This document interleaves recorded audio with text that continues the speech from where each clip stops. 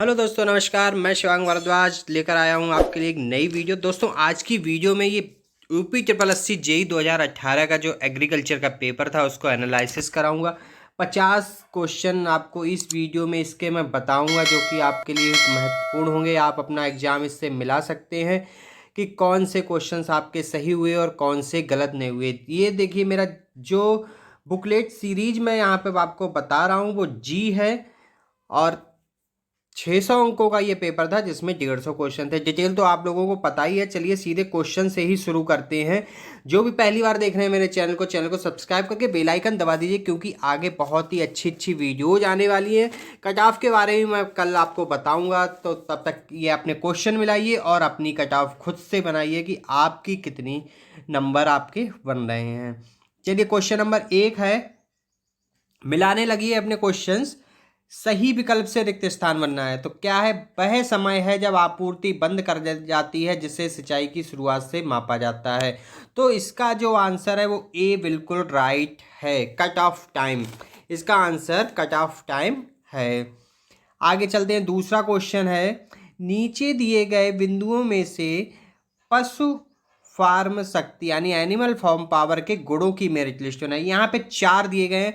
आप पढ़ चुके हैं चारों, आपके सब पढ़े हुए हैं। मैं यहाँ पे सीधे आंसर बताते हुए चल रहा हूँ कि जिससे कि आपको कोई ज़्यादा दिक्कत ना हो, ज़्यादा लंबी वीडियो ना देखनी पड़े। तो इसका आंसर डी है, 2 और 4 ये बिल्कुल सही है। 3 नंबर क्वेश्चन है, क्वेश्चन देख लीजिए आप। क्या है? बायोगैस संयंत्र में कौन सा घटक सूक्ष्मजीवी की सहायता से घोल का अवायवीय किण्वन करता है? तो किण्वन, अवायवीय किण्वन कहाँ होता है? डाइजेस्टर में होता है। बी इसका राइट आंसर है। दोस्तों, ये मेरे द्वारा बनाई हुई आंसर शीट है। इसकी जो क्वेश्चन के आंसर मैं बता रहा हूँ, कुछ एक दो गलत भी हो सकते हैं। ऐसा नहीं है कि 100% मैं आपको सही बता रहा हूँ। एक दो गलत भी हो सकते हैं जो आयोग की आंसर शीट आएगी उससे। चलिए, 4 नंबर आपको बता रहा हूँ। निम्नलिखित में कौन सी सतह है जो सीधे वर्षा प्राप्त करती है और सिस्टम को पानी प्राप्त प्रदान करती है? तो इसका जो राइट आंसर है वो जल ग्रहण क्षेत्र यानी कैचमेंट एरिया है। राइट आंसर है बिल्कुल। आप नोट कर लीजिएगा, अपने पेपर में मिला लीजिए। चलिए, 5वां है, खाली स्थान इसमें भरना है। क्वेश्चन आप पढ़ ही चुके हैं। खाली स्थान में दोपहिया ट्रैक्टर के रूप में भी बहुत आसान है, सबने लगाया होगा पावर टिलर। पावर टिलर, ये ए ऑप्शन बिल्कुल राइट है। छठा क्वेश्चन यहाँ पे हम दे रहे हैं, देख लेते हैं। विद्युत शक्ति के अवगुणों की सूची बनाने के लिए बोला गया है। यहाँ पे 4 दी गई हैं, तो उसमें देखिए इसका कौन सा राइट आंसर होगा। इसका जो राइट आंसर होगा वो 1 और 3 होगा, यानी कि बी इसका बिल्कुल राइट आंसर होगा। देखिए यहाँ पर क्या है, प्रारंभिक इसकी जो पूंजी निवेश होता है अधिक होता है और लापरवाही से संभाला जाए तो बड़ा खतरा बन सकता है। लेकिन यहाँ पे कोई कोई 1 और 2 भी इसको बता रहा है कि लापरवाही से संभाला जाए तो खतरा बन जाता है और आमतौर पर ऋतु का मौसम प्रभावित। और देखिए, ऋतु से इसमें इतना प्रभाव नहीं पड़ता है जितना इसकी प्रारंभिक पूंजी का निवेश अपेक्षाकृत अधिक होता है। तो ये बी आपका राइट आंसर रहेगा इसका। चलिए आगे, 7 नंबर हम आपको बताते हैं। यदि बल्क, क्वेश्चन देख लीजिए, यदि किसी दिए गए क्षेत्र में मिट्टी की बल्क डेंसिटी इतनी है, 1 ग्राम पर सेंटीमीटर क्यूब है और इसका घनत्व 4 ग्राम सेंटीमीटर पर क्यूब है, पर सेंटीमीटर क्यूब है, तो इसकी पोरोसिटी, तो इसकी ये 25%, डी बिल्कुल सही आंसर होगा। चलिए आगे, 8 नंबर आपका बताते हुए चल रहा हूँ। 8 नंबर क्वेश्चन क्या है, भीगे हुए क्षेत्र यानी वेटेड एरिया की त्रिज्या निम्नलिखित में से किस राशियों के युग्म पर निर्भर करती है? देखिए, वैसे इसका ऑप्शन अभी संशय में है, सही आंसर अभी इसका क्लियर नहीं हो पाया है, लेकिन जो ए है ये आपका 60% तक सही आंसर है। बाकी ये अभी संशय में क्वेश्चन है, तो इसको अभी चाहे तो छोड़ दीजिएगा। चलिए आगे, 9 नंबर का क्वेश्चन देखते हैं। इंजन का कौन सा भाग एक ठोस कास्टिंग बॉडी है जिसमें सिलेंडर और वाटर जैकेट शामिल है? तो ये सिलेंडर ब्लॉक है, सभी को पता होगा ये। आगे 10 नंबर क्वेश्चन पे हम चलते हैं।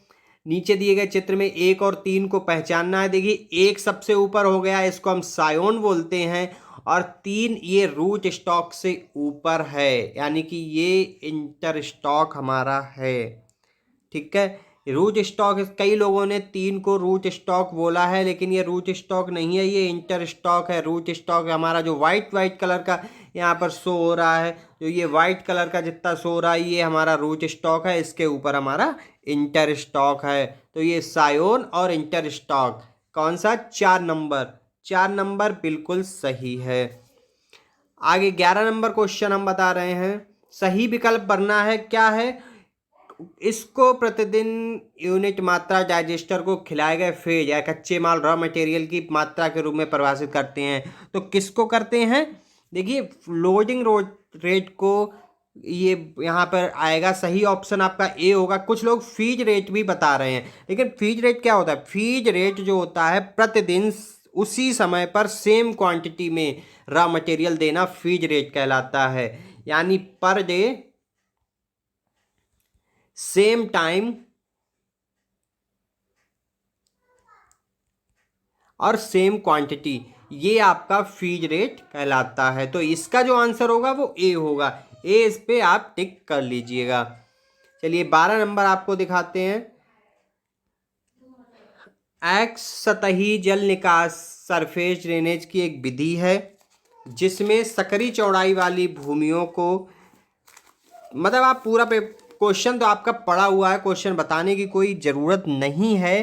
तो इसका जो आंसर है, देखिए, कुछ पैरेलल फील्ड ड्रेन सिस्टम भी बताते हैं, लेकिन जो नहीं सही निकल रहा है इसका, देखिए क्या है, सकरी चौड़ी हल भूमि प्लोलैंड्स होती है जिसमें मृत खांचे यानी डेट फरो प्रवृत्त भूमि के जलान के समांतर रहती है। तो ये आपका क्या है? वेडिंग फील्ड ड्रेन सिस्टम में है, यानी बी आपका बिल्कुल करेक्ट राइट आंसर इसका है। चलिए 13 नंबर आपका देखते हैं।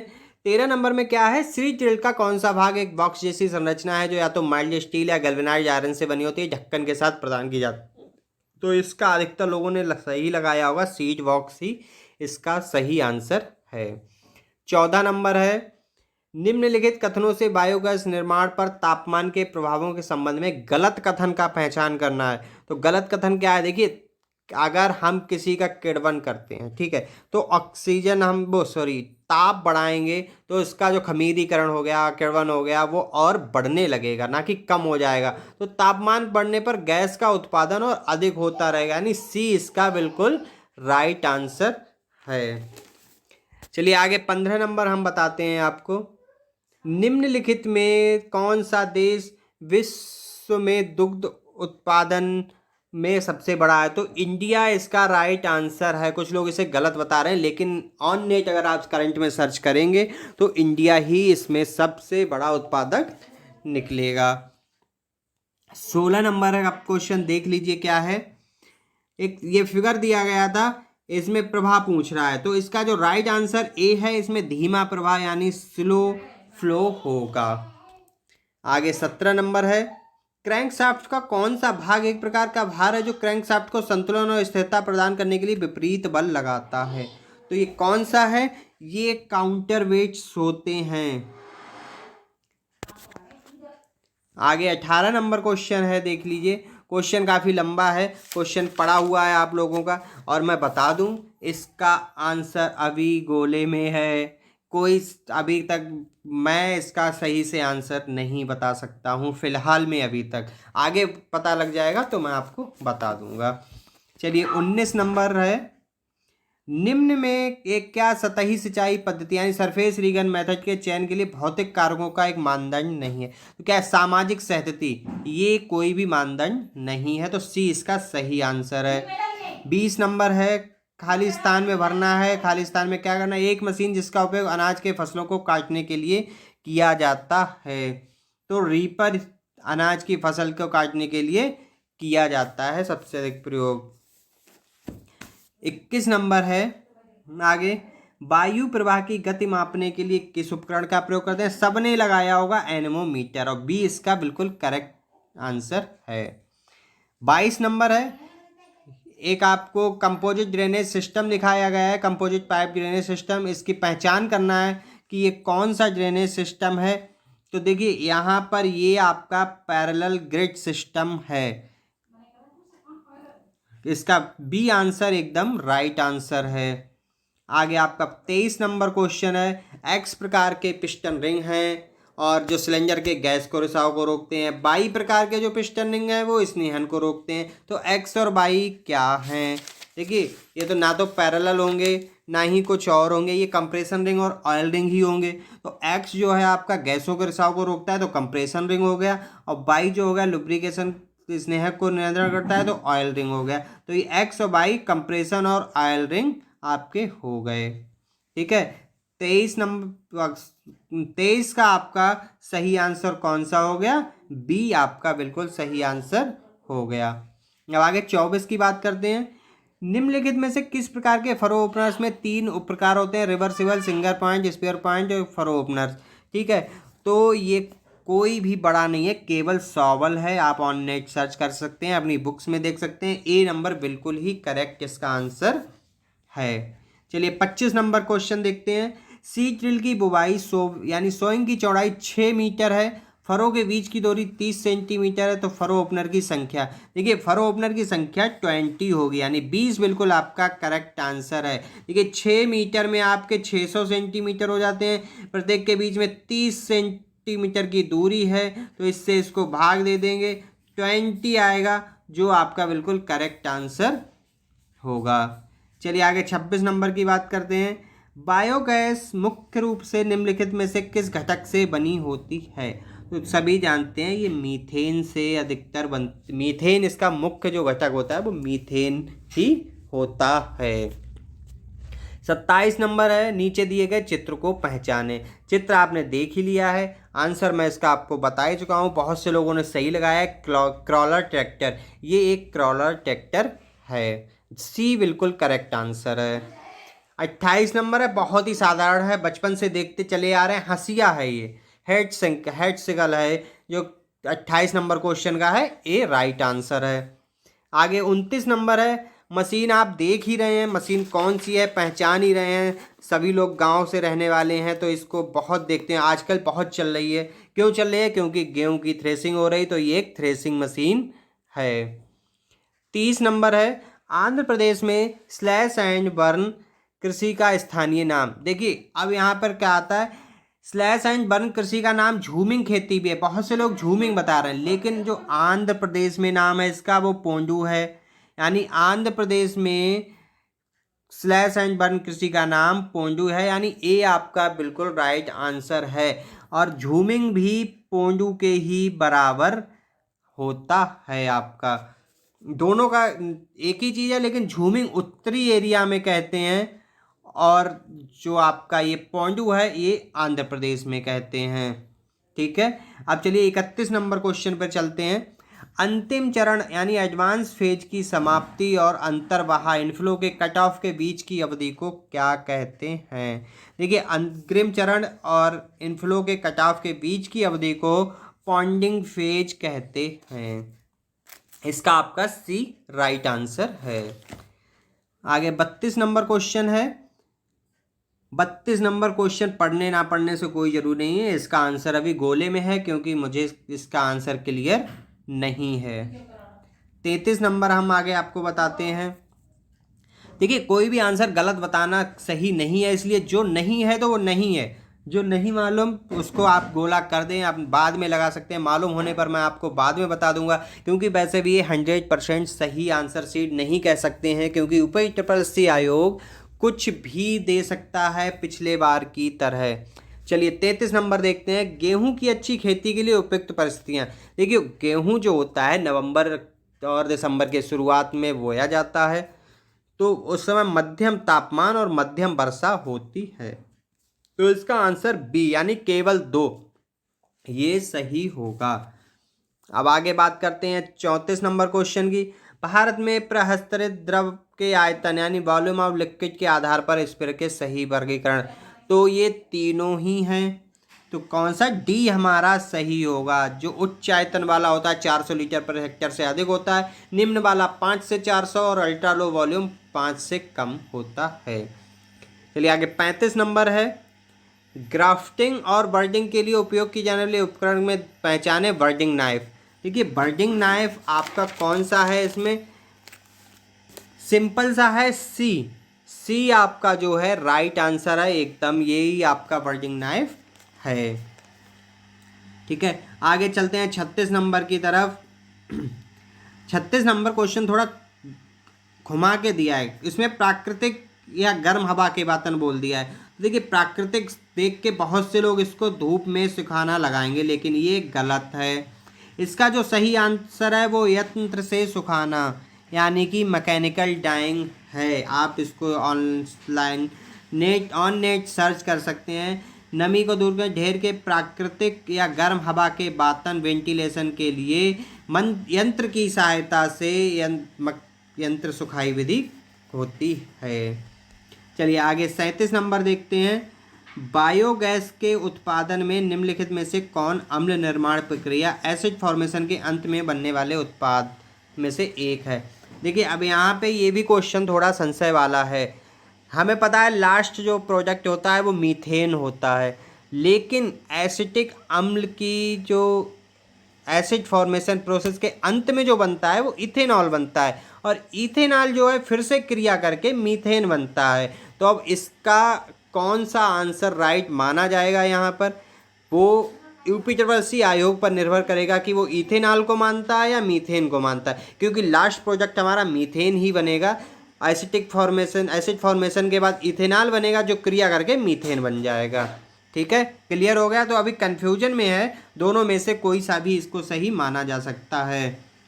चलिए 38 नंबर है। मिट्टी के कण घनत्व यानी पार्टिकल डेंसिटी निम्न में से किस मात्रा के व्युत्क्रमानुपाती होती है।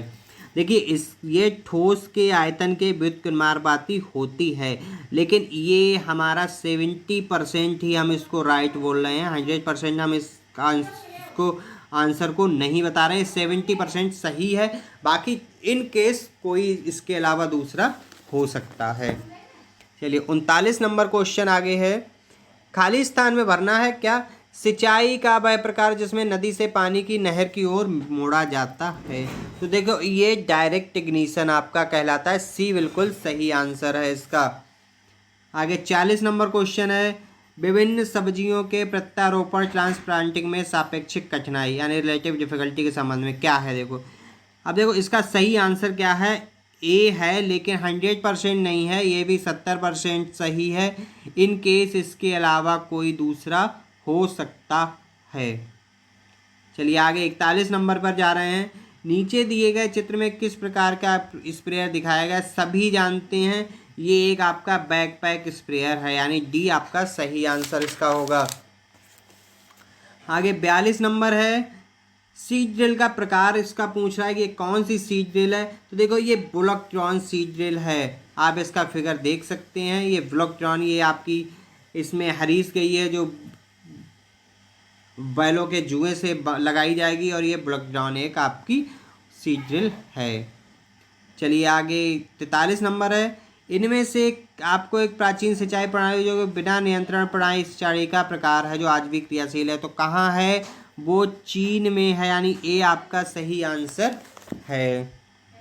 44 नंबर क्वेश्चन है। इंटरकल्चर प्रकार की खेती के लिए निम्न में से कौन से ट्रैक्टर को प्राथमिकता दी जाती है। तो ये सब जानते हैं, रो क्रॉप ट्रैक्टर को ही प्राथमिकता दी जाती है। 45 नंबर है। निम्नलिखित में से कौन सा कारण कृषि मशीनीकरण की आवश्यकता को बढ़ावा नहीं देता है। देखो कृषि श्रमिकों की उपलब्धता, डी, ये मशीनीकरण को बढ़ावा नहीं देता है। ठीक है दोस्तों, क्वेश्चन सारे मिला ही चुके हैं। आप हमें ज़रूर बता दिएगा कमेंट ऑप्शन में कि कितने आपके सही थे, इतने इन 50 में कितने सही थे और कितने गलत थे। चलिए 46 नंबर है। रिक्त स्थान है, उसके बाद है में कृषि मशीनरी के सुचारू संचालन के लिए फसल की एक समान पट्टियाँ यानी यूनिफॉर्म स्ट्रिप बिछाना आवश्यक है। तो देखिए ये बफर स्ट्रिप क्रॉपिंग है जिसमें पट्टियाँ एक यूनिफॉर्म स्ट्रिप में बिछाना आवश्यक है। ठीक है, ये पट्टी जुताई है यानी स्ट्रिप टिलेज है, ये तो एक जुताई का प्रकार हो गया आपका, लेकिन जो क्रॉपिंग है वो बफर स्ट्रिप क्रॉपिंग आपकी है। आगे 47 नंबर क्वेश्चन आप देख लीजिए, बट अभी मुझे इसको गोले में रखना पड़ेगा। आगे 48 नंबर पे पहुंचते हैं। निम्नलिखित में से किस स्ट्रोक में पिस्टन ऊपर की ओर जाता है और निकास वाल्व यानी एग्जॉस्ट वाल्व खुलता है? 4 स्ट्रोक में बहुत रटा रटाया है कि एग्जॉस्ट स्ट्रोक है, एग्जॉस्ट स्ट्रोक है जिसमें एग्जॉस्ट वाल्व खुलता है। इनटेक स्ट्रोक में या सक्शन स्ट्रोक में इनटेक वाल्व खुलता है और एग्जॉस्ट में एग्जॉस्ट वाल्व खुलता है। और कुछ देखने की जरूरत नहीं है कि पिस्टन कहाँ जा रही है कहाँ नहीं जा रही है। आगे 49 नंबर है। निम्न में ट्रैक्टर के क्लच के उद्देश्य को दर्शाता है। देखिए यहाँ पर थोड़ा सा कन्फ्यूजन है। कन्फ्यूजन कुछ नहीं है, आंसर बिल्कुल सही है। इंजन के पिछले पहियों तक संचालित करना भी है, लेकिन कहीं कहीं होता है कि इंजन की गति का अनुपात बदलना भी इसको कह देते हैं कि क्लच दबा के ही हम उसका गियर बदलते हैं। ठीक है, लेकिन जो 80% जिसका राइट है वो ए आंसर ही राइट है, 80 से 90% तक। ठीक है, 80 से 90% तक इसका जो आंसर है वो ए राइट है। आगे 50 नंबर और इस वीडियो का लास्ट जो क्वेश्चन मैं आपको बता रहा हूँ वो है, आप किस प्रकार की जुताई प्रणाली यानी टिजलेज सिस्टम का उपयोग करेंगे जहां बुवाई स्वयं के लिए मिट्टी के केवल विशिष्ट भाग को तैयार करना है? देखिए इसके लिए हम स्ट्रिप टिलेज का ही प्रयोग करेंगे। स्ट्रिप टिलेज का प्रयोग इसलिए करेंगे, इसमें 15 से 30 सेंटीमीटर वाइड यानी चौड़ाई की पट्टियों की बस जुताई कर दी जाती है और उसी पे हम जो बुवाई करते हैं वो कर लेते हैं, बाकी भाग की जुताई नहीं किया है। लेकिन नो टिलेज यानी कोई जुताई नहीं भी आ सकती है। इसमें क्या होता है, जिस स्थान पर बीज डालना है बस वहाँ कुदाल वगैरह से थोड़ा सा मारा और बीज डाल के और छोड़ दिया, तो ये हो सकता है। लेकिन इसके चांस कम हैं। सी जो ऑप्शन आपका है, सी के 90% चांस आयोग की आंसर शीट में सही आने के हैं, क्योंकि यही ज़्यादा वो है। तो दोस्तों ये 50 क्वेश्चन में आपके कितने क्वेश्चन सही हुए और कितने क्वेश्चन गलत हुए हमें ज़रूर बताइएगा। आगे और हम जल्दी लेके आएंगे, आज शाम या कल सुबह में आगे के 50 क्वेश्चन हम आपको बताएंगे। उनको देखने के लिए चैनल के साथ बने रहिए, चैनल को सब्सक्राइब करके बेल आइकन दबा दीजिए जिससे कि नोटिफिकेशन आपको मिलते रह सकें। आगे भी बहुत अच्छी अच्छी वीडियोज आएंगी। कट ऑफ के बारे में भी मैं आपको बताऊँगा। पहले इस तरह से चर्चाएँ तो हो जाने दीजिए, पता तो लगने दीजिए कि कट ऑफ का क्या कैसे बैठ रहा है, फिर आपको कट ऑफ भी बताई जाएगी।